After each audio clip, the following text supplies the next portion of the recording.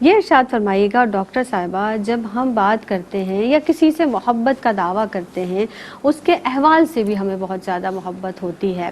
سیرت النبی صلی اللہ علیہ وسلم کے مطالعے کی اہمیت کے حوالے سے، کیونکہ جب ہم محبت رسول کی بات کرتے ہیں تو آپ صلی اللہ علیہ وسلم کی سیرت کو پڑھنا، اس کا مطالعہ کرنا اور پھر اس پر عمل کرنا، فرمائیے گا۔ دیکھیے زینب، اللہ تعالیٰ نے بندوں کی ہدایت کے واسطے تقریباً 1,24,000 انبیاء اکرام کو دنیا میں بے بھیجا، شک۔ لیکن رشد و ہدایت کے سلسلے کی آخری کڑی آقا دو جہاں صلی اللہ علیہ وآلہ وسلم کی ذات اقدس ہے، جن کی حیات مبارکہ، جن کی سیرت پاک کا ایک ایک گوشہ تمام مسلمانوں کے لیے مشعل راہ ہے کہ بے شک تمہارے لیے محمد صلی اللہ علیہ وآلہ وسلم کی ذات اقدس بہترین نمونہ ہے۔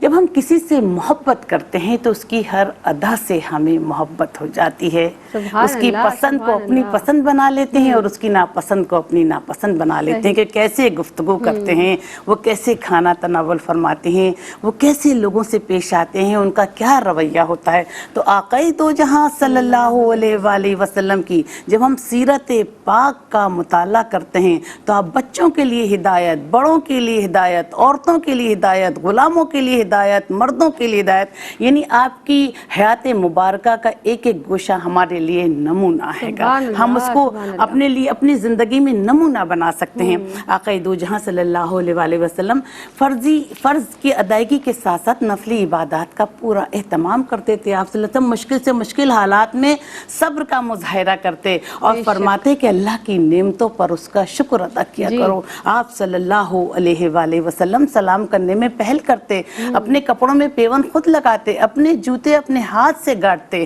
آپ صلی اللہ علیہ وسلم جب کسی کے گھر جاتے تو پہلے اجازت طلب کیا کرتے تھے۔ آپ صلی اللہ علیہ وآلہ وسلم کھانا سیدھے ہاتھ سے تناول فرماتے، بسم اللہ پڑھ کر کھانے سے ابتدا کرتے۔ جب مسجد کے اندر داخل ہوتے تو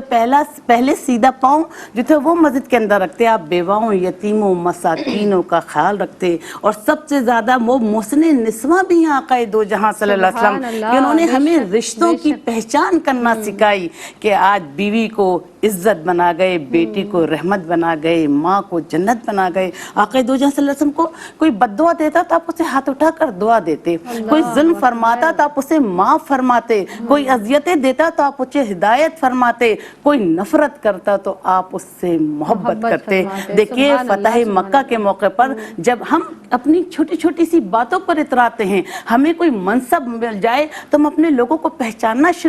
بھول جاتے ہیں، لوگوں پر ظلم کرنا شروع کر دیتے ہیں، لوگوں کو معاف نہیں کرتے کہ ہمیں اتنا بڑا عہدہ ملا ہے۔ دیکھیے آقا دو جہاں صلی اللہ علیہ وسلم نے جب مکہ کو فتح کیا اور مکہ کے اندر داخل ہوئے تو سر عاجزی اور انکساری سے جھکا ہوا تھا۔ آپ سورہ فتح کی تلاوت کر رہے تھے کہ حق آ گیا، باطل مٹ گیا، باطل تو مٹنے کے لیے آئے ہیں۔ دیکھیے زینب، میں اس چینل کے تھرو یہ بات بھی وضاحت کر دوں کہ جب نبی کریم صلی اللہ علیہ وسلم جو خطاب کیا صرف مسلمانوں کے لیے نہیں تھا، ساری دنیا کے انسانوں کے لیے تھا کہ سب رو رہے ہیں جنہوں نے نبی کریم صلی اللہ علیہ وسلم پر ظلم کیے تھے، اذیتیں پہنچائی تھیں۔ تو آقا دو جہاں صلی اللہ علیہ وسلم نے پوچھا کہ آج تمہارے ساتھ کیا سلوک ہونے والا ہے؟ تو مجمع سے سب نے کہا کہ یا رسول اللہ، آپ تو رحم کرنے والے ہیں، آپ تو عفو درگزر کرنے والے ہیں، آپ تو محبت کرنے والے ہیں، ہمیں آپ سے اچھے رویے کی امید ہے۔ تو آقا دو جہاں صلی اللہ علیہ وسلم نے اپنی محبت سے ان کے جسموں کو تو آزاد کر دیا تھا، لیکن اپنے عفو درگزر سے ان کے دلوں کو فتح کر لیا تھا۔ آج ہمارا فرض ہے کہ ہم سیرت رسول صلی اللہ علیہ وسلم کا مطالعہ کریں، اپنے بچوں کو بھی یہ ترغیب دیں کہ وہ سیرت رسول صلی اللہ علیہ وسلم کا مطالعہ